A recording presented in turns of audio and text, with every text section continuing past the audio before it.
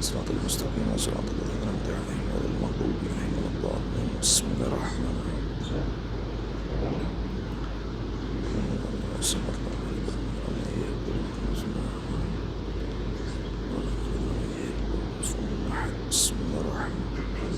قل هو الله أحد الله الصمد لم يلد ولم يولد ولم يكن له كفوا أحد.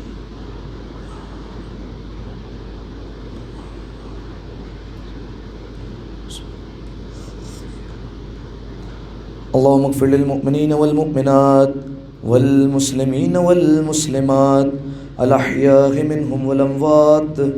اللهم تابع بيننا وبينهم بالخيرات إنك مجيب الدعوات إنك على كل شيء قدير برحمتك يا أرحم الراحمين. اللهم صل على محمد وعلى اعوذ باللہ من الشیطان اللعین الرجیم. بسم اللہ الرحمن الرحیم. الحمد للہ الذی یخلق ولم یخلق ویرزق ولا یرزق ویطعم ولا یطعم. ثم الصلاة والسلام على عبدك ونبيك وصفيك ورسولك وخيرتك من الخلق أبي القاسم محمد. ما صلى على محمد وعلى أهل بيته الطيبين الطاهرين المعصومين المظلومين سيما ابن عمه علي عليه السلام وهو النبأ العظيم والصراط المستقيم والقرآن الكريم وهو الصديق الأكبر والفاروق الأعظم وحبل الله المتين وإمام المسلمين ووصي رسول رب العالمين واللعنة الدائمة على أعدائهم أجمعين. أما بعد فقد قال أمير المؤمنين علي بن أبي طالب عليهم السلام رحم اللہ مالکا فلقد کان لی کما کنت لی رسول اللہ صلوات علی محمد و آل محمد.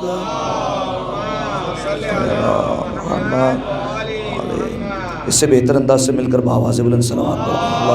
اللہم صلی علی محمد. دعائے سلامتی امام زمانہ. بسم اللہ الرحمن الرحیم.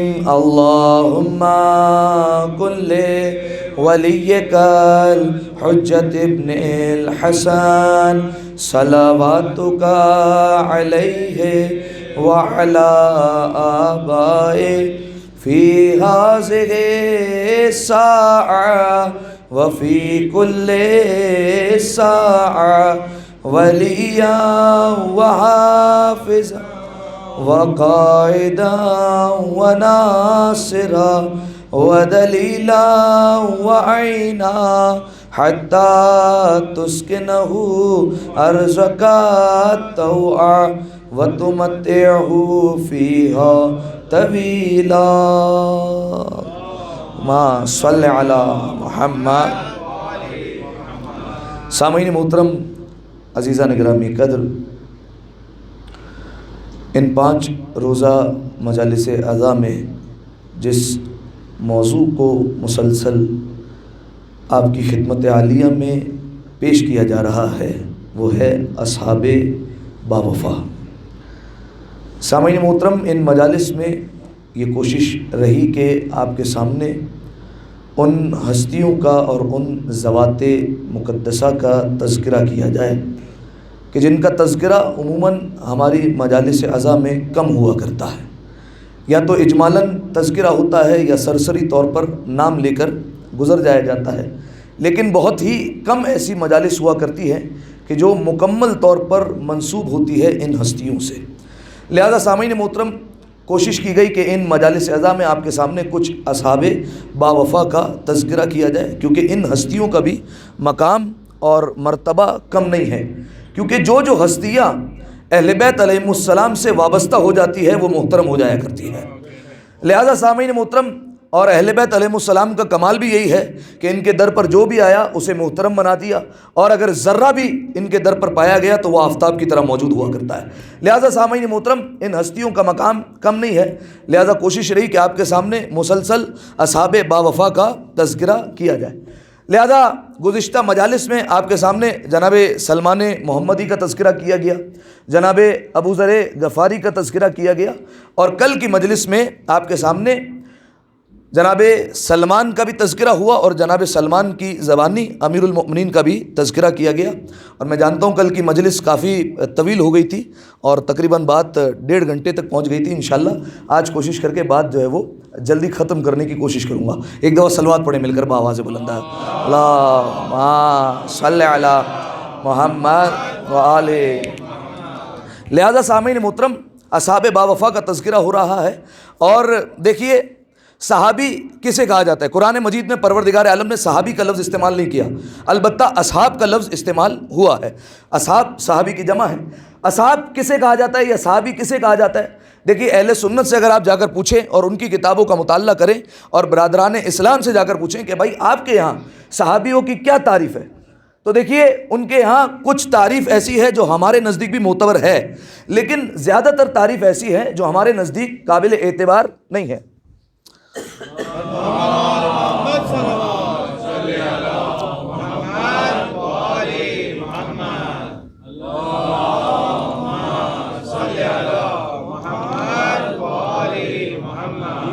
کے قاتلوں پہ لعنت، کے چوروں پہ لعنت، حق کھانے والوں پہ لعنت۔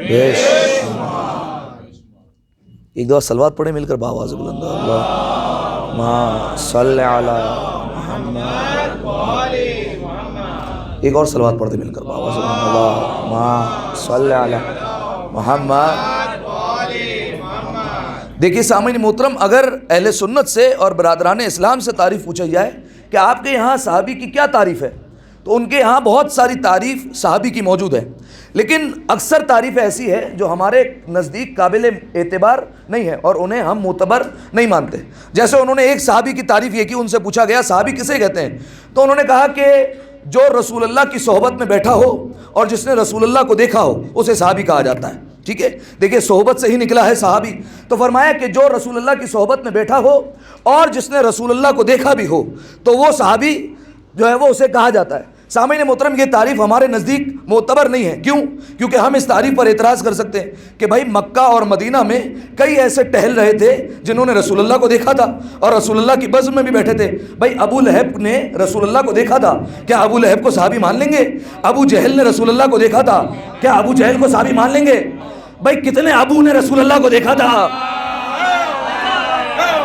بھائی آپ سب کو صحابی ماننے کے لیے تیار ہیں؟ آپ سب کو صحابی مان لیں گے؟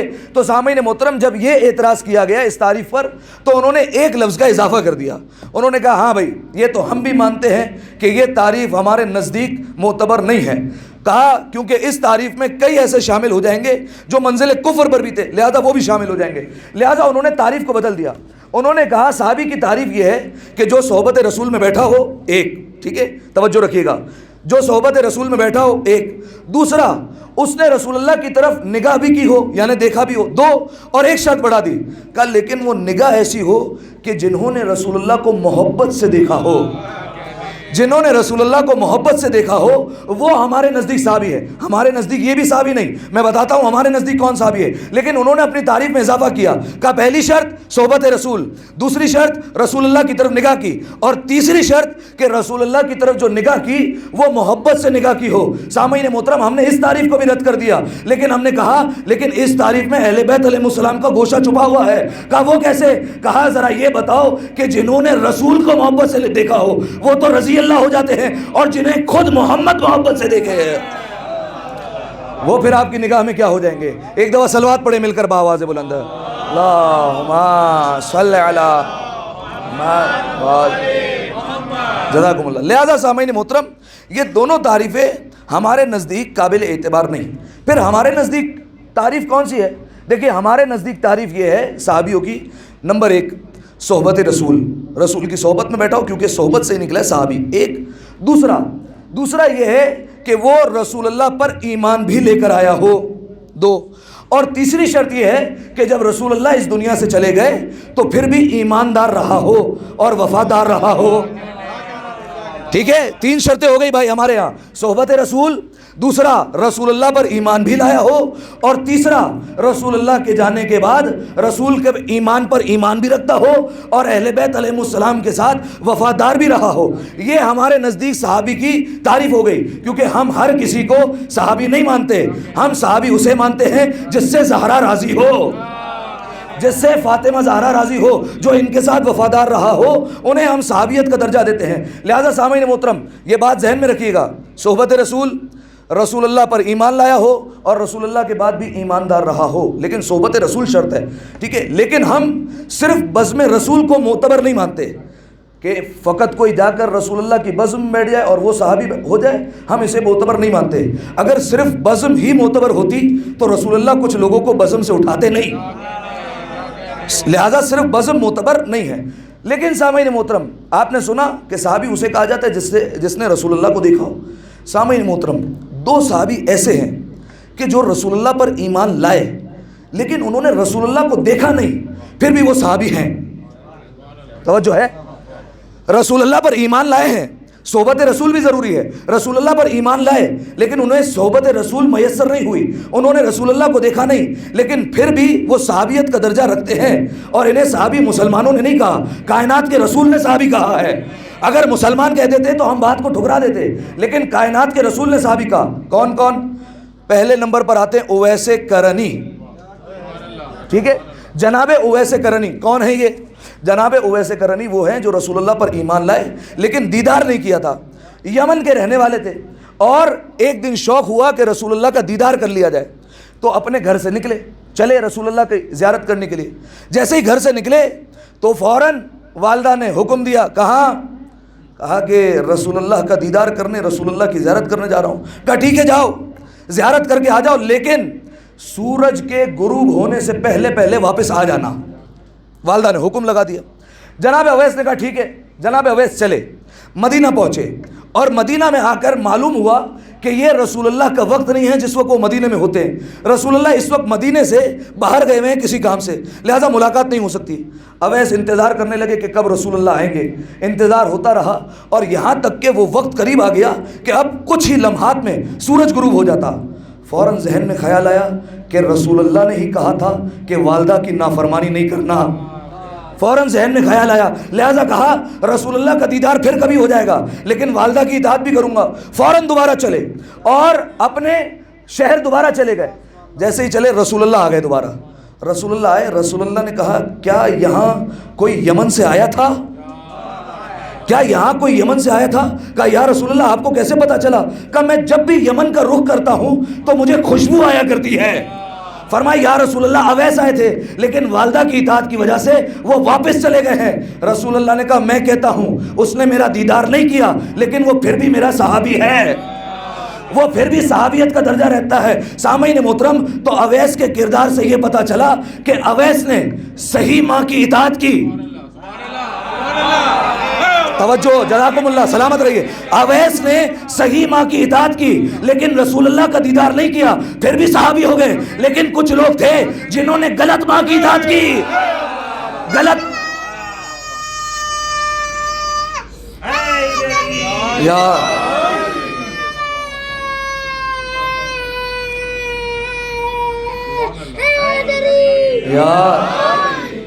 بھائی اویس نے صحیح ماں کی اطاعت کی, دیدار رسول نہ مل سکا لیکن پھر بھی صحابی ہو گئے. لیکن کچھ لوگ ایسے تھے جنہوں نے غلط ماں کی اطاعت کر کے رسول اللہ کی زیارت کر لی لیکن صحابی تو نہیں بن سکے, لعنتی ضرور بن گئے. لہذا سامعین محترم یہ ہے جناب اویس کرنی. اور آپ جانتے ہیں ان کے متعلق ایک اور بات کہ اہل سنت نے بھی اس روایت کو لکھا کہ جناب اویس وہ تھے جنہوں نے رسول اللہ کی محبت میں اپنے دندان مبارک کو شہید کر دیا تھا. ٹھیک ہے, جب انہیں پتا چلا کہ رسول اللہ کا ایک دانت کسی جنگ میں شہید ہو گیا ہے, ٹوٹ گیا ہے, جناب اویس کو خبر ملی, ملے نہیں تھے رسول اللہ سے, خبر ملی کہ رسول اللہ کا دانت ٹوٹ گیا ہے. جناب اویس نے ایک پتھر اٹھایا اور اپنا ایک دانت توڑ دیا. کہا کیونکہ رسول اللہ کا دانت ٹوٹا ہے, محبت میں خون بہایا جا رہا ہے.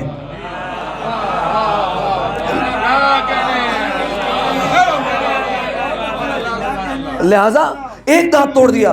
جب ایک دانت توڑا تو اس کے بعد سوچنے لگے یہ دانت نہیں ہوگا, دوسرا دانت توڑا. پھر دوسرا دانت توڑنے کے بعد کہا یہ دانت بھی ہو سکتا ہے نہ ہو, تیسرا توڑ دیا, چوتھا, پانچواں, سارے دانت توڑ دیے. سامعین محترم, جناب اویس کرنے کی یہ محبت تھی. لیکن آپ جانتے ہیں اس واقعے میں ایک اعتراض کیا گیا, اعتراض مخالف کا آیا. وہ کیا؟ وہ یہ کہ کہنے لگے کہ آپ لوگ رسول اللہ سے مدد مانگتے ہیں.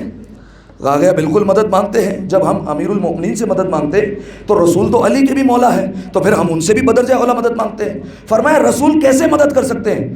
جو نبی جنگ میں اپنا دانت نہیں بچا سکا وہ تمہاری مدد کیسے کرے گا؟ بھائی گھبرا کر سنیں, جواب بھی دوں گا اس کا میں. فرمایا کہ جو نبی جنگ میں اپنا ایک دانت نہیں بچا سکا وہ تمہاری مدد کیسے کرے گا؟ تو ایک ذاکر نے بڑا خوبصورت جواب دیا. فرمایا پھر مدد کس سے مانگی جائے؟ تو اب انہوں نے جیسے کہا ہوگا اللہ جل جلالہ و سبحانہ تعالی سے. فرمایا ان سے مدد مانگنی چاہیے, ان سے مدد مانگی جائے, اس کو پکارا جائے, لہٰذا اس سے مدد مانگا کرو. تو ذاکر نے بڑا خوبصورت جواب دیا, نغزی جواب دیا اور منہ توڑ جواب دیا. دیکھیے جیسا سوال ہوتا ہے ویسا جواب ہوتا ہے. فرمایا جو رسول اپنا دانت نہیں بچا سکا وہ تمہاری مدد کیسے کرے گا؟ کہا تو پھر مدد کس سے مانگے؟ کہا اللہ سے. فرمایا ذرا حیا کرو, جو اللہ اپنے نبی کے دانت نہیں بچا سکا وہ تمہاری مدد کیسے کر لے گا؟ بھائی جو اللہ اپنے نبی کے دانت نہیں بچا سکا وہ تمہاری مدد کیسے کر لے گا؟ لہذا سامعین محترم یہ دلیل باطل ہے, اور اس دلیل پر اگر آپ گئے تو پروردگار عالم بھی مدد نہیں کر سکتا. چلیے آپ کی سماعت کی نظر ایک اور جو ہے وہ حکایت کرتا ہوں, اور یہ حکایت ہے مولانا اسماعیل دیوبندی. ٹھیک ہے, نام سنا ہے, آج مجلس میں ایک حکایت سنا چکا ہوں. انشاءاللہ اگر موقع ملا تو 9 ربیع الاول کی جشن میں پھر دوبارہ تکرار کروں گا. لیکن سامعین محترم, مولانا اسماعیل دیوبندی یہ بعد میں شیعہ ہوئے تھے. ٹھیک ہے, تھے دیوبندی, اسی لیے کہا گیا پہلے دیوبندی جو جنت میں جائیں گے. لہٰذا یہ مناظر تھے, بہت بڑے مناظر, اور پاکستان والے تو بالخصوص ان کو جانتے ہوں گے. بہت سارے انہوں نے اشرے پڑھے, اور ان کا طریقہ کار یہ تھا کہ جب اشرا پڑھتے تھے تو میز ان کے سامنے ہوتی تھی اور کتابوں کا انبار ہوتا تھا, کیونکہ جہاں سے آئے تھے ساری کتابیں وہ بھی پڑھی ہوئی, اور یہاں پر آئے تو یہ کتابیں بھی پڑھی ہوئی, تو پھر اندازہ تھا کہ کیا حق ہے اور کیا باطل ہے. لہٰذا کتابوں کا انبار ہوتا تھا, اور ان سے جو سوال پوچھا جائے یہ جواب دیتے تھے. اور ان کی خصوصیت یہ تھی کہ علمی جواب بھی دیتے تھے اور نقصی جواب بھی دیتے تھے, منہ توڑ جواب بھی دیا کرتے تھے. لہٰذا سامعین محترم ایک محفل میں چلے گئے اور وہاں پر مناظرہ تھا. تو مناظرہ جو ہے وہ بہرحال فتح ہو گیا, یہ جیت گئے. لیکن انہوں نے ایک سوال کر لیا اور کہا اسماعیل تم لوگ علی سے مدد مانگتے ہو, یہ شرک ہے. جناب اسماعیل دیوبندی نے کہا یہ کیسے شرک ہے؟ فرمایا نہیں, اللہ کے ساتھ کسی کو شریک نہیں کرنا چاہیے. اس کے بعد دونوں کی بحث ہو رہی تھی, دونوں اپنی اپنی بات پر اڑے ہوئے تھے. تو وہ جو سامنے والا مولوی تھا اس نے دیکھا ایک مکھی جا رہی ہے, اس نے پکڑ لیا مکھی کو, اور اس نے مکھی کا پر توڑ دیا اور مکھی کو ٹیبل پر رکھ دیا, میز پر رکھ دیا. مکھی جو ہے وہ اڑنے کے قابل نہیں رہی, ادھر ادھر جا رہی تھی. فرمایا اسماعیل اگر علی مدد کرتے ہیں تو علی یا علی مدد کہو اور اس مکھی کا پر جڑوا دو تو میں تمہاری بات مان لوں گا. اب مولانا اس کو بڑا سمجھاتے رہے کہ بھائی دیکھو ایسا ہے ویسا ہے ویسا ہے, سمجھاتے رہے, وہ نہیں سمجھا. اب اس مجمع میں علی کا ایک ملنگ بیٹھا ہوا تھا. جیسے ہی یہ سنا تو وہ اٹھا مجمع سے اور کہنے لگا اسماعیل صاحب یہ آپ کی بات نہیں مانے گا, یہ علمی جواب سے نہیں مانے گا, اسے منہ توڑ جواب دینے پڑے گا. لہٰذا اس نے اپنا ڈنڈا اٹھایا اور ڈنڈا اٹھا کے ہاتھ پر مارا. جیسے ہی ہاتھ پر مارا ہاتھ ٹوٹ گیا. اس نے کہا ایک کام کر, تو اللہ سے کہہ کر ہاتھ جڑوا, میں علی سے کہہ کر مکھی کا پر جڑوا لیتا ہوں.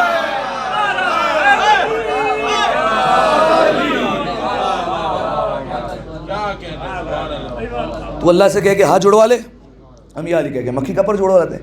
لہذا سامعین محترم اگر یہ دلیلیں دی جائے گی تو پروردگار عالم کی مدد پہ بھی جو ہے وہ اشکال آ جائے گا. لہذا بات یہ ہو رہی تھی کہ صحابیت کی تعریف یہ ہے صحبت رسول, رسول پر ایمان اور رسول کے بعد بھی ایماندار رہا ہو. لیکن میں نے کہا 2 صحابی ایسے تھے کہ جنہوں نے رسول اللہ پر ایمان تو لائے لیکن رسول اللہ کا دیدار نہیں کیا, پھر بھی وہ صحابیت کا درجہ رکھتے ہیں. اور وہ کون کون سے؟ نمبر 1 کون ہے بھائی؟ اویس کرنی.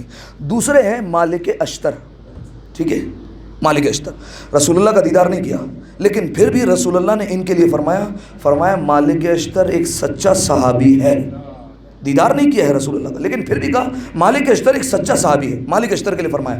اور دیکھیے جناب مالک اشتر کے بے انتہا فضائل ہیں, کتابیں لکھی گئی جناب مالک اشتر پر, اور ایسے ایسے فضائل ہیں کہ انسان کا ذہن ششدر رہ جائے اور سوچنے پر مجبور ہو جائے کہ یہ کسی صحابی کے فضائل بیان ہو رہے ہیں یا اہل بیت کے فضائل بیان ہو رہے ہیں. لیکن یاد رکھیے گا جب بھی کسی صحابی کے فضائل بیان ہو تو اہل بیت علیہ السلام سے مقایسہ نہ کیجیے، ٹھیک ہے؟ کیوں؟ چھٹے امام کا حکم ہے، چھٹے امام امام جعفر صادق علیہ السلام، ما صلی علی محمد وآل۔ چھٹے امام کے پاس ایک شخص آیا اور کہنے لگا فرزند رسول، میں نے سنا ہے کہ آپ کے جد رسول اللہ کی یہ حدیث ہے کہ آسمان نے کسی پر سایہ نہیں کیا، زمین نے کسی کا بوجھ نہیں اٹھایا جو ابو ذر سے زیادہ سچا ہو۔ فرمایا فرزند رسول یہ حدیث میرے سمجھ میں نہیں آتی۔ دیکھیے یہ صحیح طریقہ ہے، جو بات سمجھ میں نہیں آئی کہہ دیجئے سمجھ میں نہیں آتی، لیکن انکار کرنا کفر ہے۔ انکار نہیں کر سکتے کہ یہ معجزہ میں نہیں مانتا، یہ سمجھ میں نہیں آ رہا، علی نے کوفے میں رہ کر شام والے کو کیسے مارا یہ سمجھ میں نہیں آتا۔ معجزے کا انکار نہ کیجئے، کسی بات کا انکار نہ کیجئے، آپ پڑھیں سنیں کہیں مجھے سمجھ میں نہیں آ رہا، اگر کوئی سمجھا دے گا تو سمجھ لوں گا، لیکن انکار کرنا کفر ہے۔ لہذا اس نے کہا فرزند رسول یہ حدیث ہے میری سمجھ میں نہیں آ رہی۔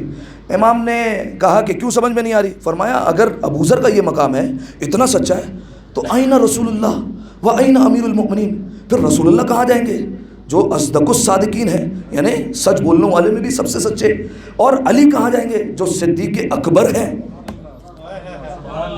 علی ہی صدیق اکبر ہیں، کیونکہ علی نے کہا تھا انا الصدیق الاکبر انا الفاروق الاعظم، میں صدیق اکبر ہوں، میں فاروق اعظم ہوں، اور جو میرے بعد یا جو میری زندگی میں ان القاب کا دعویٰ کرے اس سے بڑا کوئی جھوٹا نہیں ہوگا، یہ امیر المومنین نے خود فرمایا۔ لہذا سامعین محترم، اور میں آپ جانتے خطبے میں یہ القاب لیتا ہوں، ایک جگہ مجلس پڑھی میں نے تو بندہ جو ہے وہ آگے میرا اڑ گیا، اس نے کہا آپ کیسے مولانا ہیں؟ میں نے کہا کیا ہو گیا بھائی؟ تو اس نے کہا کہ آپ جو ہے وہ اتنے اچھے فضائل پڑھتے ہیں لیکن اپنے خطبے میں ان جو ہے وہ لانتیوں کے نام لیتے ہیں۔ میں نے بولا بھائی کیا ہو گیا یار؟ بولا صدیق اکبر وہ ہیں فاروق۔ میں نے بولا بھائی آپ کا ایمان صحیح نہیں ہے، آپ اپنا ایمان ٹھیک کیجئے، یہ علی کی حدیث ہے، علی نے اپنے لیے فرمایا ہے، امیر المومنین کا القاب ہے، بعد والوں نے لقب چرا لیے تھے، نہ جانے کون کون سے لقب تھے جو چرائے گئے تھے۔ لہذا سامعین محترم یہ امیر المؤمنین کے القاب ہے۔ تو پوچھا گیا کہ مولا یہ ابو ذر کا مقام ہے، تو پھر آئینہ رسول اللہ، رسول کہاں جائیں گے؟ وآئینہ امیر المؤمنین، امیر المؤمنین کہاں جائیں گے؟ ان کا مقام کون بتائے گا؟ وہ کتنے سچے تھے؟ امام نے ایک مثال دے کر سمجھایا، فرمایا ذرا یہ بتاؤ کہ مہینوں کی تعداد کتنی ہے؟ اس نے کہا کہ 12۔ اور یاد رکھیے مہینوں کی تعداد بعد میں نہیں بنائی گئی، قرآن کی آیت ہے کہ جب سے زمین و آسمان ہے جب سے مہینے 12 ہیں، 12 جب سے 12 ہیں، لہذا سامعین محترم 12 اسی وقت سے 12 ہے، کہا مہینے تو اسی وقت سے 12 ہے۔ امام نے فرمایا اچھا یہ بتا ان میں سے صاحب حرمت کتنے، احترام والے کتنے؟ قرآن میں آیت ہے، کہا کتنے؟ کہا 4۔ کہا کون کون سے 4 ہیں؟ کون کون سے بھائی؟ محرم، رمضان نہیں ہے، ذی الحج 2، 12 میں سے لے لے 4 تو آ ہی جائیں گے بھائی، تین لگاتار ہیں، ذی القعدہ، ذی الحج، محرم، 3، اور ایک پھر رجب ہے، ٹھیک ہے۔ اور سامعین محترم کہا یہ 4 حرمت والے ہیں۔ حرمت والے کیا مطلب؟ یعنی جو عرب کے جاہلیت کے دور میں بھی رہتے تھے وہ بھی کہتے تھے ان 4 مہینوں میں ہم جنگ نہیں کریں گے، ہم اپنی تلوار نہیں اٹھائیں گے، اسی لیے ان مہینوں کو کہا گیا کہ یہ مہینے حرمت والے ہیں، جس میں جاہلیت کے دور میں جو رہتے تھے وہ بھی تلوار نہیں اٹھاتے تھے۔ اب آپ ذرا سوچیے کیسے مسلمان تھے جو نواسہ رسول کے مقابلے میں محرم میں آئے تھے جنگ کرنے کے لیے۔ لہٰذا سامعین محترم کا 4 مہینے صاحب حرمت والے ہیں، اس میں ہم جو ہے وہ جنگ نہیں کریں گے۔ امام نے کہا کتنے حرمت والے؟ کہا 4۔ امام نے کہا یہ بتا کیا ان 4 میں رمضان ہے؟ توجہ سوال ذہن میں رکھیے گا۔ فرمایا کیا ان میں رمضان ہے؟ کہا نہیں مولا رمضان تو نہیں ہے۔ فرمایا تیرا کیا خیال ہے یہ 4 افضل ہے یا رمضان افضل ہے؟ فرمایا مولا افضل تو رمضان ہے۔ فرمایا کیوں افضل ہے؟ کہا یہ آپ بتائیے۔ امام نے فرمایا کیونکہ رمضان میں فیہا لیلتن، رمضان میں ایک رات ہے، ایک رات ہے جسے شب قدر کہا جاتا ہے، اور پروردگار عالم نے قرآن میں کیا کہا؟ وما ادراکا ما لیلۃ القدر، لیلۃ القدر خیر من الف شہر، کہ وہ ایک رات ان 4 مہینوں سے کیا 1000 مہینوں سے افضل ہے۔ لہذا فرمایا یاد رکھنا صحابیوں کے جتنے فضائل بیان ہو جائے تمام صحابی مل کر علی کا مقابلہ نہیں کر سکتے۔ کیوں؟ اب میں اپنے انداز میں کہہ رہا ہوں، کیونکہ شانے سے شانے ملانے والے اور ہوتے ہیں، شانے پہ بلند ہونے والے اور ہوتے ہیں۔ ایک دفعہ صلوات پڑھیں مل کر بآواز بلند، اللہم صلی علی محمد۔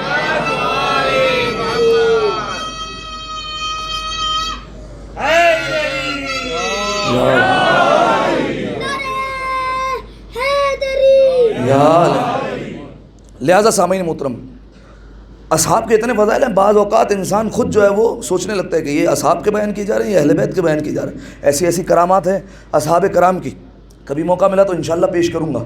لیکن سامعین محترم، جناب مالک اشتر انہی میں سے ایک۔ جناب مالک اشتر جب شہید ہوئے ہیں، ٹھیک ہے، کیسے شہید ہوئے ہیں؟ زہر دلوا دیا گیا تھا، انشاءاللہ آخر میں عرض کرتا ہوں مختصراً۔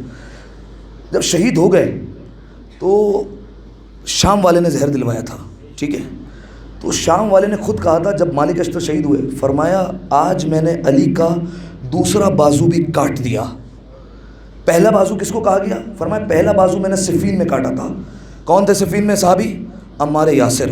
فرمایا ایک بازو میں نے صفین میں کاٹا اور ایک بازو آج میں نے کاٹ دیا۔ مالک اشتر کو امیر المومنین کا بازو کہا گیا۔ دیکھیے تعریف وہی ہوتی ہے جو دشمن کے سر چڑھ کر بولے، لہٰذا اس نے کہا مالک اشتر علی کا بازو تھے۔ اور جانتے ہیں مالک اشتر کتنے بہادر تھے؟ مالک اشتر نے شام والے کو براہ راست دھمکی دی تھی، فرمایا جس دن تو میرے ہتھے چڑھ گیا تجھے ہتھکڑیاں ڈال کر گھسیٹ کر علی کے پاؤں میں پھینکوں گا میں جا کر۔ یہ مالک اشتر نے شام والے کو کہا تھا۔ لہذا سامعین محترم، مالک اشتر کے لیے یہی فضیلت کافی ہے۔ نہج البلاغہ میں جا کر پڑھیے، جب امیر المؤمنین کو جناب مالک اشتر کی شہادت کی خبر ملی، امیر المؤمنین نے فرمایا رحم اللہ مالکہ، اللہ مالک اشتر پر رحمت نازل کرے، ایک بات۔ پھر اس کے بعد فرمایا اگر مالک اشتر پہاڑ ہوتا، اگر، ٹھیک ہے، اگر پہاڑ ہوتا تو فرمایا کسی پرندے میں اتنی ہمت نہیں ہوتی کہ وہ اس پہاڑ کی بلندی پر جا کر اپنا پر مارتا۔ مالک اشتر کے بارے میں کہا ایک بات، پھر اس کے بعد کہا اگر مالک اشتر کوئی پتھر ہوتا، جیسے عقیق، یاقوت، فیروزہ، کہا اگر مالک اشتر کوئی پتھر ہوتا تو کہا دنیا بھر کے بادشاہ بھی جمع ہوتے تو اس پتھر کی قیمت نہ لگ سکتی۔ یہ مالک اشتر۔ اور اس کے بعد جو جملہ کہا اسی پر ساری فضیلتیں ختم ہوتی جو میں نے سرنامہ کلام میں پڑھی۔ فرمایا رحم اللہ مالکہ، اللہ مالک پر رحمت نازل فرمائے۔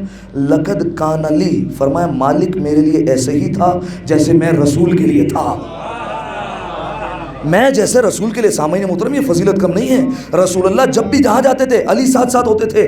رسول اللہ پر کوئی پتھر آیا، تیر آیا، تلوار آئی، جناب امیر المومنین سامنے آ جاتے تھے، کہا کوئی پتھر نہیں آئے گا علی سینے پر لے گا، کوئی تلوار نہیں آئے گی علی موجود ہے، کوئی تیر نہیں آئے گا علی کھڑا ہوا ہے۔ مالک اشتر بھی ایسے ہی تھے، علی جاتے تھے مالک آگے آگے چلتے تھے۔ فرمایا جہاں پر علی کا پسینہ گرتا ہے میرا دل چاہتا ہے میں وہاں پر اپنا خون بہا دوں۔ یہ مالک اشتر۔ فرمایا میں علی کی طرف کوئی پتھر نہیں آنے دوں گا۔ یہ مالک اشتر کو نسبت تھی امیر المومنین سے۔ اور امیر المومنین کے دور میں کتنی جنگیں ہوئی؟ کتنی جنگیں ہوئی؟ 3 جنگیں ہوئی، ٹھیک ہے۔ تینوں میں امیر المومنین نے مالک اشتر کو سپہ سالار بنایا، ٹھیک ہے، کمانڈر ان چیف۔ یہ آسان بات نہیں ہے کہ علی اتنے ساروں میں سے ایک کا انتخاب کرے، لیکن آپ دیکھیے مالک اشتر سپہ سالار ہو گئے، لیکن پھر بھی دکھائیے کہ ذرہ برابر بھی غرور آیا ہو۔ آج دیکھیے کسی کو تھوڑا سا مقام مل جاتا ہے، ایک گاڑی آ گئی، 4 پیچھے چلنے والے مل گئے، ایٹ کر چلتا ہے، قدم جو ہے وہ بڑے بڑے اٹھائے گا، جوتے جو ہے وہ اچھے والے پہنے گا، کالر اوپر چڑھا کر چلے گا، ٹھیک ہے، میرے ساتھ 4 بندے چل رہے ہیں۔ مالک اشتر علی کی فوج کا سپہ سالار ہے، ٹھیک ہے، علی کی فوج کا، ٹھیک ہے۔ اب اس کے بعد بھی آپ تواضع دیکھیے کہ تواضع کتنا ہے۔ مالک اشتر ایک راستے سے گزر رہے تھے، دیکھیے مالک اشتر کا تعلق یمن سے تھا، ابتدا میں بیان نہیں کر سکا، مالک اشتر کا تعلق یمن سے تھا۔ علی گئے تھے تو مالک اشتر نے اسلام قبول کر لیا تھا، نخعی قبیلے سے ان کا تعلق تھا۔ اور اشتر اس لیے کہا جاتا ہے کہ ایک جنگ میں انہیں تیر لگ گیا تھا، تیر یا تلوار لگ گئی تھی جو آنکھ کو زخمی کر گئی تھی، ابرو کو کاٹتے ہوئے آنکھ کو زخمی کر دیا تھا۔ آپ نے اگر جو ہے وہ مالک اشتر کی موویز وغیرہ دیکھی ہو تو جناب مالک اشتر کے یہاں ایک نشان بنا ہوا ہے، ٹھیک ہے، اس نشان کو عربی میں کہتے ہیں اشتر، ٹھیک ہے، اس لیے جناب مالک اشتر کو مالک اشتر پورا نام اس وجہ سے پڑا۔ لہذا سامعین محترم، جناب مالک اشتر امیر المؤمنین کے فوج کے سپہ سالار ایک جگہ سے گزر رہے ہیں، ان کا رنگ تھوڑا سا سیاہ تھا مالک اشتر کا، لہذا ایک جگہ سے گزر رہے تھے تو ایک شخص نے چند جو ہے وہ اوباش کھڑے ہوئے تھے، اور آپ جانتے ہیں ہر دور میں کچھ نہ کچھ مسخرے مل جایا کرتے ہیں، لہذا دیکھا کہ ایک جا رہا ہے اور سیاہ رنگ کا بندہ ہے، انہوں نے پتھر اٹھایا اور اٹھا کر مارا جناب مالک کی طرف، پیشانی پر لگا، خون جاری ہو گیا۔ جناب مالک اشتر نے سر اٹھا کر دیکھا، جب دیکھا کہ کوئی جو ہے وہ مذاق کر رہے اور مسخرہ پن کر رہے، مالک اشتر نے نگاہیں جھکائی، چلے گئے۔ ایک شخص سامنے سے بھاگتے ہوئے آیا اور اس نے کہا تمہیں پتہ ہے تم نے کسے پتھر مارا؟ کہا ہمیں کیا پتا، کوئی کالا جا رہا تھا مار دیا ہم نے، کوئی سیاہ فام تھا پتھر مار دیا، ہم تو مذاق کر رہے تھے۔ فرمایا یہ علی کی فوج کا سپہ سالار تھا۔ اب جب نام سنا تو جو ہے وہ بدن میں کپ کپی طاری ہو گئی، یعنی ایک بات پتہ چل گئی، جب معرفت آ جاتی ہے تو دل میں خوف آ جاتا ہے۔ لہٰذا جیسے ہی مالک اشتر کو پہچانا تو دل میں خوف پیدا ہوا، پیر کانپنے لگے، پورا بدن لرزنے لگا، بھاگے پیچھے کہ مالک اشتر کو ڈھونڈے اور معافی مانگے، لیکن مالک اشتر کو ڈھونڈتے رہے، کہیں نہیں ملے۔ مسجد کے باہر دیکھا مالک اشتر کے جوتے پڑے ہوئے ہیں، رک گئے، کہا مالک اشتر گئے ہیں، کیا کر رہے مسجد میں؟ دور سے دیکھا تو مالک اشتر سجدے میں ہے، سجدے کے بعد اٹھے، ہاتھوں کو اٹھایا دعا کے لیے، آنکھ پوری آنسو سے بھری ہوئی ہے۔ کل لگتا ہے مالک اشتر کو ہماری بات بری لگی، ہمارے لیے بد دعا کر کے آ رہے ہیں۔ مالک اشتر جیسے ہی باہر آئے فرمایا، پیروں میں گر گئے، کہا مالک ہمیں معاف کر دیجئے، ہمیں پتہ نہیں تھا آپ کون ہیں۔ فرمایا فکر نہ کرو، ابھی مسجد میں گیا تھا، 2 رکعت نماز پڑھ کر تمہارے لیے توبہ کر کے آ رہا ہوں۔ یہ مالک اشتر تواضع، فرمایا تمہارے لیے توبہ کر کے آ رہا ہوں، جاؤ اللہ نے تمہیں معاف کر دیا ہے، میں نے اللہ سے کہہ دیا یہ مجھے جانتے نہیں تھے اس لیے میرے اوپر حملہ کر دیا انہوں نے۔ مالک اشتر تینوں جنگ میں فوج کے سپہ سالار۔ جنگ جمل دیکھیے، اب میں مکمل پیش نہیں کر سکتا ہوں، صرف جو ہے وہ ہلکا ہلکا اشارہ میں آپ کی طرف کر رہا ہوں۔ جنگ جمل میں آپ جانتے ہیں کس کے مقابل پر ہوئی، ٹھیک ہے، بتانے کی ضرورت نہیں ہے، ہم تو کہتے ہیں جو آئی اس پر لعنت ہو، ٹھیک ہے، جو بھی آیا اس میں ہمارا کوئی فرق نہیں ہے، علی کے مقابلے پر آیا بس یہی کافی ہے۔ لہذا سامعین محترم، جنگ جمل کیسے وجود میں آئی، مکمل ایک تاریخ ہے، اور آپ دیکھیے کیسی جنگ ہے کہ بھائی امیر المومنین کا ساتھی ہے اور بہن سامنے مقابلے میں ہے، ٹھیک ہے، بھائی کا نام کیا ہے؟ محمد ابن ابی بکر، ٹھیک ہے، اور امیر المومنین کا چاہنے والا، اور امیر المومنین نے اس کے لیے فرمایا یہ اس کے بطن سے ہے لیکن میرا بیٹا ہے، امیر المومنین نے سے کہا تھا، لہذا یہ امیر المومنین کی طرف تھا۔ اب جب سامنے آئے تو امیر المومنین نے کہا جنگ نہیں کرنی ہے، آؤ بیٹھ کر بات کر لیتے ہیں۔ انہوں نے کہا نہیں ہمیں تو جنگ کرنی ہے، تیروں کی جو ہے وہ بارش کر دی گئی سامنے سے، لشکر پر تیر برسائے جانے لگے۔ امیر المومنین نے کہا کہ کون جائے گا؟ اب وہ جو تھی محترمہ جو ان کے نزدیک ہے، وہ جو ہے وہ ایک اونٹ پر بیٹھی ہوئی تھی اودج میں، ٹھیک ہے، اور وہ ایسا بنایا ہوا تھا کہ اس پر کوئی بھی تیر اثر نہیں کر سکتا تھا۔ لہذا امیر المومنین نے کہا کون ہے جو جا کر اس کی اونٹنی کے پیر کو کاٹ دے، ٹھیک ہے، بڑی جرت والا کام تھا۔ لوگ جا رہے تھے جو امیر المومنین کے لشکر سے نکلتے تھے، علی کے چاہنے والے، اب دیکھیے غداری دیکھیے امیر المومنین کے ساتھ، نکل کر اس کی اونٹنی کی جا کر مہاروں کو چوم رہے ہیں، اونٹ کو جا کر چوم رہے ہیں، زوجہ رسول ہے جا کر چوم رہے ہیں۔ امیر المومنین نے کہا کون ہے جو جا کر ٹانگیں کاٹ دے اس کی، ورنہ ایسا ہی نہ ہو کہ لوگ اس اونٹ کی پوجا کرنے لگ جائیں جیسے موسیٰ کی قوم نے بچھڑے کی پوجا کی تھی۔ لہٰذا کہا کون ہے جو اس کی جا کر ٹانگیں کاٹ دے۔ روایت کا حوالہ شیخ مفید، کتاب کا نام ہے الجمل، ٹھیک ہے، جمل کہتے ہیں اونٹنی کو۔ لہذا کہا کون ہے جا کر اس اونٹنی کے پیر کو کاٹ دے۔ جناب مالک اشتر نے کہا اے علی اجازت ہے؟ مالک اشتر کو کہا جاؤ۔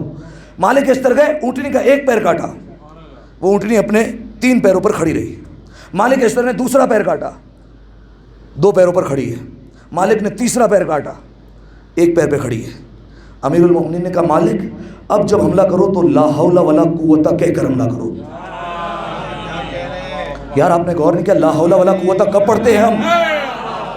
کہا حملہ کرو لا حول ولا قوت کہہ کر۔ فرمایا مالک یہ اونٹ نہیں ہے، یہ شیطان ہے، کاٹ دو۔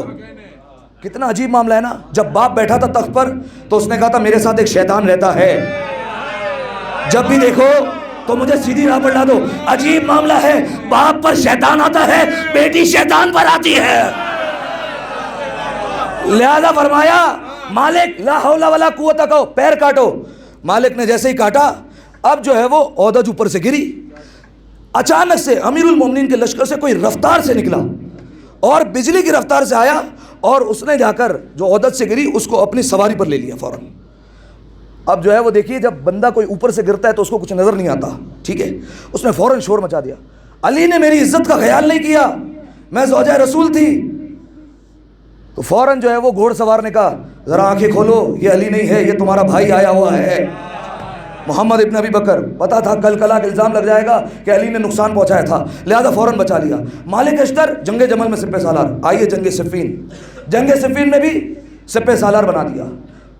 واحد جنگ 1.5 سال تک چلی ہے، ٹھیک ہے، جنگ صفین 1.5 سال تک چلتی رہی ہے جنگ، اور اس میں ایک رات لیلۃ الحریر، ٹھیک ہے، لیلۃ الحریر کیوں کہا جاتا ہے؟ کیونکہ اس میں تلواریں چمک رہی تھی۔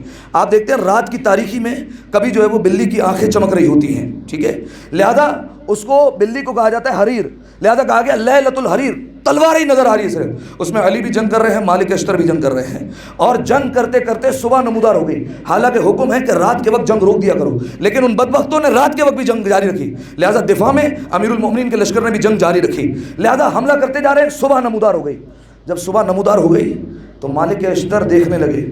اب دیکھیے عرب کے بہادروں کی یہ پہچان تھی کہ جب وہ جس کو مارتے تھے نا تو پہچان جاتے تھے کہ یہ میں نے مارا ہے. ہر کسی کا خاص حملہ ہوتا تھا. مالک اشتر نے دیکھا, گننا شروع کیا کہ یہ میں نے مارا ہے, یہ میں نے مارا ہے, یہ میں نے مارا ہے, یہ میں نے مارا ہے. اس کے بعد جب اپنے والے گن لیے پھر کہا اب یہ دیکھو اب علی نے کتنے مارے ہیں. کیا آپ دیکھو علی نے کتنے مارے ہیں. امیر المومنین جب بھی حملہ کرتے تھے دو طریقے سے حملہ کرتے تھے. ایک یا تو ورٹیکل حملہ کرتے تھے سیدھا, یا ہاریزونٹل حملہ کرتے تھے. لیکن علی کی پہچان ہی ہوتی تھی کہ جو دو ٹکڑے ہوتے تھے ان دونوں کا وزن برابر ہوتا تھا, کیونکہ عادل امام ہے لہٰذا دونوں ٹکڑوں کا وزن برابر. لہٰذا جب مالک اشتر نے گنے تو وہ 70 نکلے, اور جب اپنے گنے تو وہ 69 تھے. مالک اشتر آئے امیر المومنین کے خیمے میں, کہا یا علی ایک بات کرنا چاہتا ہوں. امیر المومنین کا کہو مالک اشتر. اس کے بعد نیچے نگاہیں کر کے رونے لگے. فرمایا یا علی معاف کر دیجئے, کچھ نہیں کہنا. فرمایا مالک کہو, مقایسہ کرنے آئے تھے, یہ کہنے آئے تھے کہ میں نے آپ سے ایک کم مارا ہے. فرمایا مولا مجھے معاف کر دیجئے, میں نے جو ہے وہ یہ سوچا لیکن آپ سے میں نے کہا نہیں. امیر المومنین نے کہا مالک انسان ہو, انسان سے ایسا فعل ہو جاتا ہے اور تم ندامت کے آنسو گرا رہے ہو, یہی کافی ہے. اس کے بعد کہا مالک یاد رکھنا جب تم تلواریں چلاتے ہو تو گردنیں دیکھتے ہو, میں تلوار چلاتا ہوں تو شجرے دیکھا کرتا ہوں. اگر اس کی نسل میں ایک بھی میرا چاہنے والا آ گیا تو میں چھوڑ دیا کرتا ہوں, اس پر حملہ نہیں کرتا. یہ امیر المومنین کے حملہ کرنے کا انداز ہے. آپ جانتے ہیں جناب مالک اشتر کو امیر المومنین نے کہا تھا, صفین کا ہی منظر ہے اس لیے سنا رہا ہوں. مالک اشتر سے کہا تھا اے مالک تمہاری آنکھوں میں اتنا روب ہے کہ اگر تم کسی کو روب سے دیکھ دو تو بعید نہیں کہ وہ گر کر مر جائے. مالک اشتر کے لیے کہا تھا تمہاری آنکھوں میں اتنا جلال اور اتنا روب ہے, اگر تم روب سے دیکھ لو کسی کو بعید نہیں, حیرت نہیں کہ وہ بندہ وہیں گر کر مر جائے. اس کے بعد کہا مالک جانتے ہو جیسا روب شیر کا ہے ویسا کسی کا نہیں. جب شیر جلال میں دیکھتا ہے تو بڑے بڑے پیچھے ہٹ جاتے ہیں. فرمایا شیر کا روب ایسا ہے. لیکن اب اگلی بات کہہ رہا ہوں. فرمایا لیکن شیر کو بھی جب کوئی ایک دیکھتا ہے تو وہ اس کے روب میں مرعوب ہو جاتا ہے, اس کا روب کم ہو جاتا ہے. فرمایا وہ کون ہے؟ فرمایا شیرنی. ٹھیک ہے. فرمایا جب شیرنی گھور کر دیکھتی ہے لیکن ایک خاص موقع پر. کس وقت؟ اس وقت جب شیرنی اپنے بچوں کو دودھ پلا رہی ہو, غذا دے رہی ہو, اور شیر اپنے بچوں کی طرف بڑھے تو شیرنی گھور کر دیکھ لے تو شیر روب سے پیچھے ہٹ جاتا ہے, اتنا روب ہوتا ہے. فرمایا مالک تمہارا روب اتنا ہے کہ تم اس حالت میں اگر شیرنی کو بھی دیکھ لو تو شیرنی بھی وہیں گر کر مر جائے. فرمایا تمہاری آنکھوں میں اتنا روب ہے. اب سنیے گا جس بات کے لیے مقدمہ باندھا. مالک, ایک بندے نے پوچھا مالک کیا تم نے اتنا تمہارا خوف ہے, اتنا تمہارا روب ہے, کبھی تمہیں بھی خوف محسوس ہوا؟ مالک نے کہا ہاں ایک موقع تھا زندگی میں. کہا وہ کب؟ فرمایا صفین کی جنگ ہو رہی تھی. فرمایا کہ ایک شخص تیز رفتار سے, بجلی کی رفتار سے ایسے نکلا علی کے لشکر سے کہ ساری سپاہی پیچھے ہٹ گئے, ساری فوج رستہ دینے لگی اور وہ ایک صف کو چیرتے ہوئے آخری لشکر پر جا پہنچا. فرمایا جب وہ نقاب ڈال کر چہرے پر جا رہا تھا اس کی آنکھ کا روب ایسا تھا کہ میرے ہاتھوں سے تلوار گر گئی. کہا مالک کون تھا؟ کہا یہ تو بعد میں پتا چلا کہ علی کا بیٹا 13 برس کا عباس ہے. فرمایا 13 برس کا بیٹا عباس تھا جس کی آنکھوں کا اتنا روب تھا کہ مالک کے ہاتھ سے تلوار گر گئی. ایک دفعہ صلوات پڑھے مل کر بآواز بلند ہے.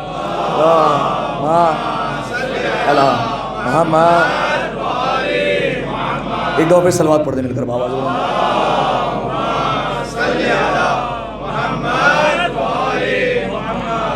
بچوں کی ماں تو بن نہ سکی, بن کے جوزا ضرور ایٹھی ہے, اور جنگ جمل سے آئی یہ صدا کہ اونٹنی پہ بیٹھی ہے.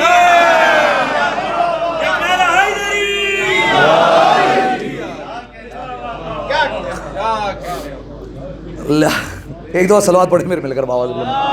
اللہم صلی علی محمد. بس سامعین محترم, یہ ہے مالک اشتر. اور تیسری خلافت کا جب دور تھا تو مالک اشتر نے کھلی بغاوت کرنا شروع کی. ٹھیک ہے, اور انکار کرنا شروع کیا کہ یہ خلیفہ نہیں ہے, اور اس طریقے سے باتیں کرنا شروع کی مالک اشتر نے. اور جب ایسی باتیں ہونے لگی تو مالک اشتر کو شہر بدر کر دیا گیا, جلا وطن کر دیا گیا. اور کہاں بھیج دیا گیا؟ شام. اور شام کا علاقہ حمص, وہاں پر مالک اشتر کو بھیج دیا گیا.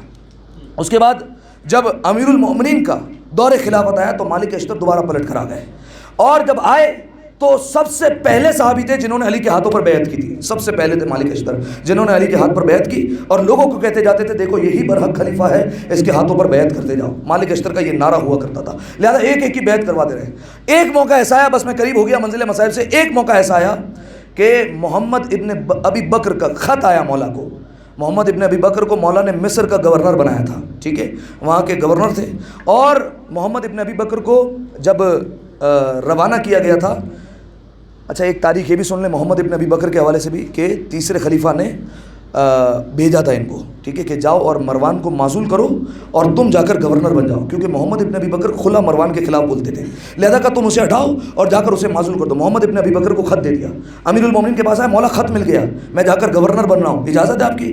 امیر المومنین نے کہا, دیکھ کر مسکرائے خط کو, فرمایا دیکھو رات کی تاریکی میں سفر نہ کرنا, اپنے ساتھ سپاہی لے کر چلنا. حالانکہ محمد ابن ابی بکر شجاع تھے, فرمایا سپاہی لے کر چلنا اور رات کی تاریکی میں سفر مت کرنا. محمد ابن ابی بکر نکلے مدینہ سے, رات آئی, انتظار کیا.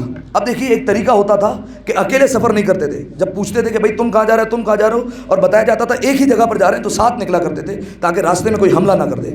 لہذا محمد ابن ابی بکر اپنے سپاہی کے ساتھ نکلے, ایک جگہ پڑاؤ ڈال دیا. اچانک سے دیکھا ایک تیز رفتار گھوڑ سوار کوئی نکلا. محمد ابن ابی بکر نے کہا کہ ذرا جو ہے وہ اس سے پوچھو یہ مصر کی طرف جا رہا ہے, یہ اکیلا کیوں نکلا ہے, کوئی نہ کوئی گڑبڑ ضرور ہے. کہا اسے ذرا پکڑ کر لے آؤ. اپنے سپاہیوں کو بھیجا, اس کو لایا گیا. جیسے ہی محمد ابن ابی بکر کو دیکھا تو کانپنا شروع ہو گیا. وہ فرمایا کہ اس کی تلاشی لو. تلاشی لی گئی, کچھ نہ نکلا. کہا اس کے گھوڑے کی تلاشی لو, کچھ نہ نکلا. اس کے بعد کہا ایک کام کرو, یہ جو مشک لٹک رہی ہے اس کے گھوڑے پر اس کو کاٹو. اس کو کاٹا گیا تو اندر سے خط نکلا. جب اس کو پڑھا گیا تو وہ خط تھا مروان کے نام, اور کہا دیکھو ہم نے محمد ابن ابی بکر کو تمہاری طرف بھیجا ہے اور وہ تمہیں معزول کرنے کے لیے آ رہا ہے, لیکن تم اپنے سپاہیوں کو روانہ کرو اور رات کی تاریکی میں محمد ابن ابی بکر کو قتل کروا دینا. یہ کہا, محمد ابن ابی بکر رونے لگے. سپاہیوں نے کہا کہ آپ رو کیوں رہے ہیں, آپ قتل تو نہیں ہوئے, قتل سے بچ تو گئے. کہا اس پر نہیں رو رہا, علی کی بصیرت کو سلام کر رہا ہوں. علی نے کہا تھا رات کی تاریکی میں سفر مت کرنا, مولا کا حکم مان لیا. وہی خط دوبارہ لائے, تیسری خلافت تھی, خط دکھایا. اس نے فوراً انکار کر دیا, ہمارا خط ہی نہیں ہے. مولا نے دونوں خط کو ملایا, کہا دستخط بھی تیرے ہیں, مہر بھی تیری ہے, سیاہی بھی تیری ہے, اور لکھنے کا انداز بھی تیرا ہے. فرمایا تیرا خط ہے. اور جب اس نے یہ اقرار کیا تو پھر اس کے بعد جو ہے وہ اس کی کھلی بغاوت کی گئی. بہرحال پھر جو ہے وہ کیسے قتل کیا گیا وہ ایک لمبی تاریخ ہے. اس کو قتل کر دیا گیا. محمد ابن ابی بکر کو مصر کا گورنر بنا دیا, ٹھیک ہے. محمد ابن ابی بکر کا خط آتا ہے امیر المؤمنین کے پاس, یا علی دشمنوں نے مجھے گھیر لیا ہے اور مجھے کہا جا رہا ہے کہ میں یہاں سے ہٹ جاؤں اور کسی اور کو یہاں پر وہ بٹھانے والے ہیں, آپ میں کیا کروں, آپ حکم دیں. امیر المؤمنین نے مالک اشتر کو بلایا, شیر خدا نے اپنے شیر کو بلایا اور کہا آؤ مالک. مالک کے ہاتھوں ایک خط دیا, کہا مالک تم روانہ ہو اور تم جا کر مصر کی گورنری سنبھال لو, ٹھیک ہے. مالک اشتر کو جو خط دیا, آج بھی وہ نہج البلاغہ میں خط موجود ہے جس میں مولا نے حکومت کرنے کا طریقہ بتایا ہے, ٹھیک ہے, پورا طریقہ ہے. اور یہ کمال ہے مولا کا کہ مولا نے اس میں ایک آیت بھی استعمال نہیں کی, قرآن کی ایک آیت بھی مولا نے استعمال نہیں کی. آپ جانتے کیوں؟ آج تک کفار جتنے ہیں, جتنے کفار ممالک ہیں, وہ جب آتے ہیں ایران تو انہیں یہ خط دیا جاتا ہے کہ علی نے ایسا ایسا فرمایا تھا کہ ایسے حکومت کرو. وہ خط پڑھ کر حیران رہ جاتے ہیں کہ اتنا پہلے کا بندہ ایسے بتا رہا ہے کہ ایسے حکومت کرنی ہو. دیکھیے اگر آیت رکھ دیتے تو کفار انکار کر دیتے. مولا نے آیت نہیں رکھی, صرف حکومت کرنے کا طریقہ بتایا. لہذا مالک اشتر کو روانہ کیا اور یہ تمام صحابہ نے خط محفوظ کر لیا. ازبق بن نماتہ نے, دوسرے صحابیوں نے اس خط کو محفوظ کر لیا.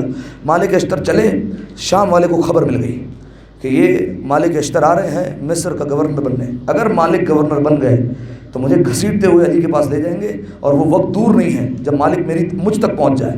لہذا اس نے حکم دیا عمرو عاص کو. عمرو عاص نے کچھ بندوں کو بھیجا جس نے مالک اشتر کو شہد کے شربت میں زہر دے دیا, ٹھیک ہے. اور مالک اشتر گورنر بننے سے پہلے ہی اس دنیا سے شہادت پا گئے, ٹھیک ہے, جناب مالک اشتر. اور اس وقت ان کا بیٹا ابراہیم ابن مالک اشتر وہ جناب مالک اشتر کے ساتھ تھے. ابراہیم ابن مالک اشتر کون ہے؟ جنہوں نے جناب مختار کے ساتھ پورا مل کر انتقام لیا تھا, ابراہیم ابن مالک اشتر. لہذا جناب مالک اشتر ایسے شہید ہوئے. بس سامعین محترم, یا حسین ایک دفعہ صلوات پڑھیں مل کر بابا سے بلانا.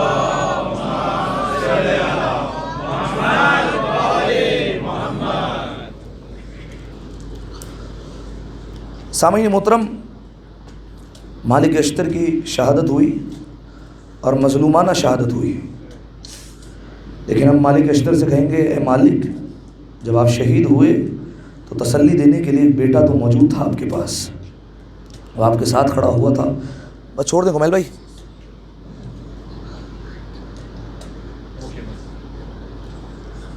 فرمائے وہ آپ کے ساتھ تو تھا. عزادارو, میں کہوں گا بیٹا تھا لیکن اس نے سارے اقدامات کیے. کیسا وہ منظر تھا کہ زینب نے کیا کیا منظر دیکھے ہیں، لیکن کوئی انتظام نہ کر سکی زینب۔ جناب زینب کا لقب ہے ام المصائب، مصائب کی ماں۔ ایک اور لقب ہے درایت الکعبہ، یعنی وہ کعبہ جس کا مصیبتیں طواف کرتی ہیں۔ یہ لقب جناب زینب سلام اللہ علیہ کے۔ عزادارو، جناب زینب کی آج شہادت پیش کروں گا، آپ کے سامنے جتنا ہو سکے گریہ کیجیے گا۔ عزادارو، جانتے ہیں جناب زینب نے ایک روز ایک خواب دیکھا اور اس کو بیان فرمایا اپنی مادر گرامی سے۔ جیسے ہی بیان فرمایا نا تو جناب فاطمہ رونے لگی۔ پوچھا اماں جان اس کی تعبیر کیا ہے؟ فوراً کہا، فرمایا زینب یہ اپنے نانا جان سے پوچھنا، میں تمہیں تعبیر نہیں بتا رہی۔ جناب فاطمہ رو رہی تھی۔ عزادارو، ایک وقت آیا کہ رسول اللہ نے دروازے پر دستک دی، دروازے پر دستک دی۔ جیسے ہی دستک دی تھی نا تو جناب زینب نے دروازہ کھولا۔ جناب زینب بہت چھوٹی تھی۔ جناب ختمی مرتبت نے دیکھا زینب کھڑی ہوئی، فوراً اٹھا لیا، سینے سے لگا لیا۔ جیسے رسول حسین کو پیار کرتے ہیں، حسن کو پیار کرتے ہیں، ویسے زینب کو بھی اپنی بیٹی کہتے ہیں۔ رسول اللہ نے ایسے پیار کیا۔ اس کے بعد کہا نانا میں نے ایک خواب دیکھا ہے۔ کہا زینب بیٹی کیا خواب دیکھ لیا ہے؟ کہا نانا جان میں نے دیکھا کہ آپ کی زینب ایک صحرا میں موجود ہے، ایک صحرا میں کھڑی ہوئی ہے۔ نانا میں نے دیکھا کہ اچانک سے آندھیاں چلنے لگی۔ نانا میں نے دیکھا وہاں ایک درخت تھا تو میں نے جا کر درخت کا سہارا لے لیا، لیکن نانا ایسی آندھی آئی کہ وہ درخت اجڑ گیا۔ نانا وہ درخت اکھڑ گیا۔ نانا پھر میں نے دیکھا دوسرا درخت تھا، میں دوسرے درخت کے پاس گئی اور دوسرے درخت کے پاس جا کر میں نے سہارا لے لیا۔ کہا نانا تیز آندھی اتنی چلی کہ وہ دوسرا درخت بھی اکھڑ گیا۔ اس کے بعد کہتی ہے نانا جان آخری درخت میں نے دیکھا، میں اس کے پاس جا کر کھڑی ہو گئی، لیکن نانا اتنی تیز ہوا آئی وہ تیسرا درخت بھی اکھڑ گیا۔ اس کے بعد جو جملہ کہا نانا اگلا جو منظر ہوا اس نے مجھے رلا دیا۔ کہا بیٹی زینب تو نے کیا دیکھ لیا؟ کہا نانا جان پھر ایسی ہوا چلی کہ میرے سر سے چادر ہٹ گئی۔ نانا میرے سر سے چادر اتر گئی۔ رسول اللہ رونے لگے۔ جناب زینب نے کہا نانا جان آپ کیوں رو رہے ہیں، آپ کیوں گریہ فرما رہے ہیں؟ کہا زینب وہ کوئی صحرا نہیں تھا، کربلا تھا۔ اے زینب وہ جو 3 درخت اکھڑے یہ اس بات کی طرف اشارہ ہے کہ نہ علی بچیں گے نہ حسن ہوں گے، تیرا بھائی حسین بھی مارا جائے گا۔ اور اس کے بعد زینب جو تیری چادر اتر گئی، زینب کوئی بدبخت آئے گا جو تیری چادر کو بھی اتار کر لے جائے گا۔ اجرکم علی اللہ، اجرکم علی الزہرا۔ شہزادی آپ کو کوئی غم نہ دے سوائے غم اہل بیت کے۔ بس عزادارو مصائب کو اگر سنیں گے تو گریہ نہیں کر سکیں گے، مصائب کو محسوس کرتے جائیں، ذرا اپنی نگاہوں میں منظر لاتے جائیں، گریہ کرتے جائیں گے۔ بس عزادارو تعبیر کب پوری ہوئی؟ 10 محرم کو زینب کے سامنے حسین پر خنجر چل گیا۔ عزادارو جانتے ہیں ایک روایت امام حسین کی بھی سن لے۔ روایت کے جملے ہیں، امام زمانہ زیارت میں کہتے ہیں وَشِمْرٌ جَالِسٌ عَلَى صَدْرِهِ، جب حسین گھوڑے سے گرے نا شمر آ کر سینے پر بیٹھ گیا۔ وَقَبَضَ لَحْيَتَهُ، حسین کی داڑھی کو پکڑا، حسین کو تماچا لگایا۔ ذرا سوچنا سکینہ نے جب بابا کو تماچا لگتے دیکھا ہوگا، ارے سکینہ پر کیا گزری ہوگی۔ اس کے بعد امامہ اتارا، 13 ضربوں سے حسین پر وار کرنا شروع کیا۔ عزاداروں صدائے بلند کیجئے۔ علماء کہتے ہیں اس وقت کربلا کے صحرا میں انبیاء کی ارواح موجود تھی، انبیاء کی روحیں موجود تھی۔ جب پہلی ضرب چلی آدم نے کہا یا رسول اللہ میں نہیں دیکھ سکتا، واپس پلٹ گئے۔ کچھ ضربیں چلی، نوح نے منہ پھیر لیا، ابراہیم چلے گئے۔ کچھ ضربوں بعد موسیٰ اور عیسیٰ چلے گئے۔ یا رسول اللہ ہم نہیں دیکھ سکتے۔ ایک اور ضربت چلی، کائنات کا رسول رحمت للعالمین نے کہا اے علی تم جانو، زہرا جانے، حسین جانے، میں منظر نہیں دیکھ سکتا۔ ایک اور ضرب چلی، علی نے کہا زہرا تم جانو، حسین جانے، علی بھی چلے گئے۔ فاطمہ نے دامن پھیلایا، کہا پروردگارا کوئی برداشت نہ کر سکا، لیکن میں ماں ہوں، میں نے چکیہ پیس کر پالا تھا، میں اپنے بیٹے کو نہ چھوڑ کر جاؤں گی۔ اجرکم اللہ، اجرکم اللہ زہرا۔ شہزادی کوئی غم نہ دے۔ عزادارو صدائے بلند کیجئے۔ بس عزادارو شام غریبہ جناب زینب کی چادر بھی چھن گئی. روایت پڑھ چکا ہوں کیسے چھنی. 11 محرم کا دن نمودار ہوا, شہزادیوں کو سوار کیا جانے لگا. تصور کیجئے زینب جب اکیلی رہ گئی, زینب کے ذہن میں تو آیا ہوگا نا عباس سوار کراتے تھے, اب عباس بھی موجود نہیں ہے, زینب خود سوار ہوئی. عزاداروں جب اونٹنی پر بیٹھتے ہیں نا تو سارا مقتل نظر آیا. جناب زینب نے حسین کا لاشا دیکھا, سلام کیا, گریہ کیا. جناب قاسم کا لاشا دکھا, گریہ کیا. علی اکبر کے لاشے کو دیکھ کر گریہ کیا. عزاداروں لیکن 2 لاشیں ایسے تھے جس پر زینب نے گریہ نہیں کیا, بس اونٹی کی پشت سے کہا اونو محمد الوداع, ماں جا رہی ہے, اب قیامت میں ملاقات ہوگی. عزاداروں شہزادی کوفے آئی. جب گریہ ہوا نا سب اپنے اپنے شہداء کو یاد کر رہے تھے. زینب حسین پر روئی, علی اکبر پر بھی روئی, عباس پر روئی, دونوں بچوں پر گریہ نہیں کیا. یہی بی بی جب شام آئی, عزاداروں ایک ایک کر کے شہداء کے سر آئے. علی اصغر کا سر آیا, رباب نے گود میں لے کر کہا اے اصغر تیری عمر کے جانور بھی ذبح نہیں ہوتے. گریہ کیا. فروان نے قاسم کا سر لیا, اکبر کا سر لیلا نے لیا, عباس کا سر کلثوم نے لیا, حسین کا سر زینب نے لیا. 2 سر ایسے تھے کوئی لینے والا نہیں تھا. فضا اٹھی, کہا لو میری آقا زادی کے بچوں کے سر ہے. آئی اور کہا اے شہزادی بچوں سے آخری وداع تو کر لے, الوداع تو کر لے. کہا فضا علی کی بیٹی ہوں, جو صدقہ دے دیا وہ واپس نہیں لیتی. بس عزاداروں قافلہ دوبارہ کربلا آیا. شہزادی نے سب پر گریہ کیا لیکن اونو محمد پر گریہ نہیں کیا. آپ جانتے نا سب شہداء کی قبر پر گئی. ایک جملہ سن لیں, جب سب شہداء کی قبر پر گئی نا جناب زینب نے کہا سجاد سب قبروں پر چلے گئے, میرے بھیا عباس کی قبر کہاں ہے, وہ نظر نہیں آتی. سجاد نے کہا پھوپھی اماں فرات کے کنارے. زینب چلی ساری بیویوں سے کہنے لگی اے بیویوں عباس کو سب بتا دینا, بتا دینا ہماری چادریں چھنی, بتا دینا ہمیں تازیہ نے مارے, بتا دینا ہمیں شہروں میں پھرایا. ایک بات مت بتانا. پوچھا وہ کیا؟ کہ مت بتانا سکینہ شام کے زندان میں سو گئی, عباس کی غیرت برداشت نہ کرے گی. بس عزاداروں اجرکم اللہ, اجرکم اللہ زہرا. شہزادی کوئی غم نہ دے. عزاداروں صداؤں کو بلند کیجئے, رونا نہیں آتا, نگاہوں کو نیچے کر لیں. بس بس عزاداروں کیونکہ حسین کے مصائب میں کوئی رونے جیسی شکل بھی بنا لے اللہ جنت واجب کر دیتا ہے. بس عزاداروں شہزادی نے سب پر گریہ کیا, اونو محمد پر گریہ نہیں کیا. واپس پلٹ کر مدینے آئی, روضہ رسول پر سب کا پرسہ دیا, اونو محمد کا گریہ نہیں کیا. ماں کی قبر پر گئی, سب کا پرسہ دیا, گریہ نہیں کیا. اس کے بعد پلٹ کر اپنے بھائی کے گھر آئی, سب کو سب شہیدوں کا پرسہ دیا, حسین کا پرسہ لیا, اونو محمد پر گریہ نہیں کیا. اب سنیں گے اچانک سے امام سجاد آ گئے. کہا پھوپھی اماں آپ کے شوہر نے آپ کو بلا لیا ہے, پھوپھی اماں اب آپ گھر چلے جائیے. جناب زینب نے برقع سر پر رکھا, گھر سے باہر نکلی. اب جو گھر کی طرف قدم بڑھنے لگے کلیجہ منہ کو آنے لگا. آخر ماں تو ماں ہوتی ہے. گھر کی طرف چلی, گھر میں داخل ہوئی, 2 چھوٹے چھوٹے مسلح نظر آئے. مسلح کو سینے لگایا, سینے لگا کر کہا اونو محمد ماں تم سے شرمندہ. ارے سب پر گریہ کیا, بچوں تم پر گریہ نہ کر سکی. اجرکم اللہ, اجرکم اللہ زہرا. ابھی شہزادی بیٹھ کر رو رہی تھی, جناب عبداللہ ابن جعفر تیار ہے. جانتے کیا جملہ کہا؟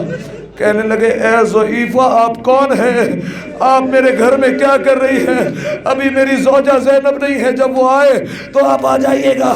جناب زینب نے کہا عبداللہ نہیں پہچانا, ارے تمہاری زینب.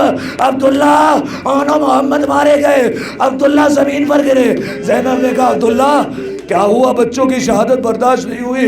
عبداللہ نے کہا نہیں زینب میرے بچے حسین پر قربان, لیکن اے شہزادی اتنا بتا دے یہ کلائیوں پر نشان کیسا ہے؟ زینب نے کہا عبداللہ کیا بتاؤں, کربلا سے کوفہ, کوفہ سے شام, شرابیوں کے دربار, ہاتھوں میں رسیاں.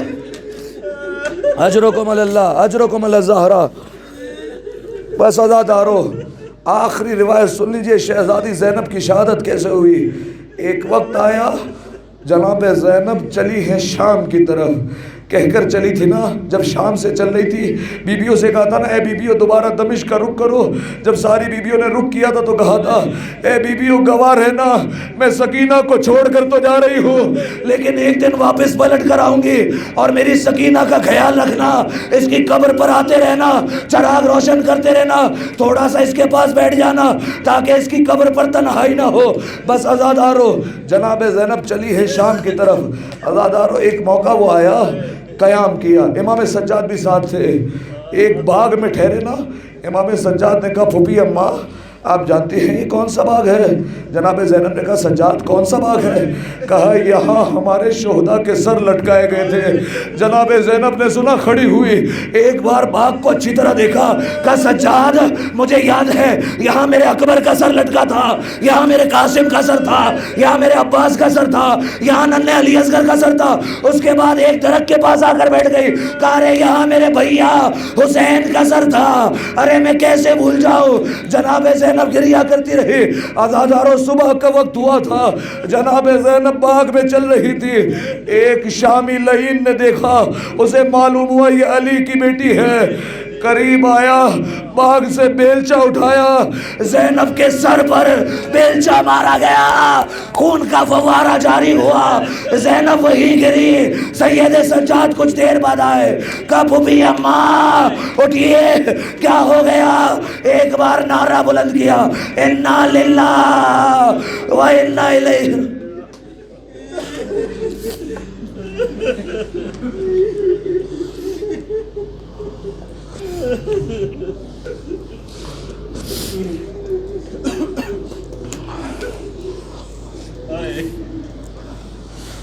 الا لعنۃ اللہ علی القوم الظالمین سیعلم الذین ظلموا ای منقلب ینقلبون۔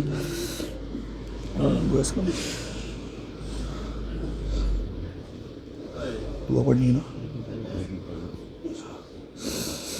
سامعین محترم، دعائے سنم قریش کی تلاوت کی جا رہی ہے آپ کے سامنے، صرف اور صرف عربی پر اکتفا کیجیے گا، جن کے پاس موجود ہے اور ساتھ پڑھنا جائے میرے ساتھ پڑھ سکتے ہیں۔ بسم اللہ الرحمن الرحیم۔ اللہم لعن صنم قریش وجبتیہا وطاغوتیہا وافکیہا وابنیہما وابنتیہما الذین خالفا امرک وانکر وحیک وجحد انعامک وعصی رسولک وقلب دینک وحرف کتابک واحب عداک وجحد علاک وعطل احکامک وابدل فرائزک والہد فی آیاتک وعاد اولیاک ووالي عاداک وخرب بلادک وافسد عبادک اللہم لعنہما واتباعهما واولیاءهما واشیاءهما ومحبیهما فقد اخربا بیت النبوة وردما بابا ونقضا سقفا والحق سماعه بأرضه وعالیه بسافله وظاهره بباطنه واستعزل اهله واباد انصارا وقتل اطفالا واخلیا منبرا من وسیه ووارث علمه وجغد امامتا واشرکا بربهما فعظما ذنبهما وخلدهما في سكر وما أدراك ما سكر لا تبقي ولا تذر اللهم لعنهم بعدد كل منكر أتوه وحق أخفوه ومنبرين علوه ومؤمنين أرجوه ومنافقين ولوه ووليين آذوه وتريدين آووه وصادقين تردوه وكافر نصروه وإمام كهروه وفرض غيروه وأسر أنكروه وشر ناصروه ودم أراكوه وخير بدلوه وكفر نصبوه وإرث غصبوه وفيء اقتعوه وسهد أكلوه وخمس استحلوه وباطل أسسوه وجور بسطوه ونفاق أسروه وغدر أزمروه وذل نشروه ووعد أخلفوه وأمان خانوه وعهد نكزوه وحلال حرموه وحرام أهلوه وبطن فتكوه وجنين أسكتوه وذل دكوه وسك مزقوه وشمل بددوه وعزيز أذلوه وذليل أعزوه وحق من منعه وكذب دلسوه وحكم كلبوه اللهم لعنهم بكل آية حرفوها وفريدة تركوها وسنة غيروها ورسوم منعوها وآحكام ابتلوها وبيعة نكسوها ودعوى ابطلوها وبينة أنكروها وحيلة أحدثوها وخيانة أوردوها وعقبة ارتقوها ودباب دهرجوها وأضياف لزموها وشهادات كتموها ووصية ضيعوها اللهم لعنهما في مكنون السر وظاهر العلانية لعنا كثيرا أبدا دائما سرمدا لا انتقاء لأمده ولا نفاذ لعدده لعنا يبدو أوله ولا يروه آخره لهم ولأعوانهم وأنصارهم ومحبيهم ومواليهم والمسلمين لهم والمائلين إليهم والناهضين باحتجاجهم والمقتدين بكلامهم والمصدقين بأحكامهم. 4 مرتبہ کہنا اللهم عذبهم عذابا يستغيث منه أهل النار آمین رب العالمین. جن کے پاس موجود نہیں کم از کم وہ آمین رب العالمین بلند آواز سے کہیں. اللہم عذبهم عذابا يستغيث منه أهل النار آمین رب العالمین. اللہم عذبهم عذابا يستغيث منه أهل النار آمین رب العالمین. اللہم عذبهم عذابا يستغيث منه أهل النار آمین رب العالمین. ماتم حسین.